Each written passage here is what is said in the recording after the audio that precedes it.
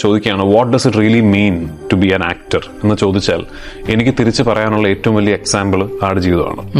If you really wanted, this is what you will have to trade of.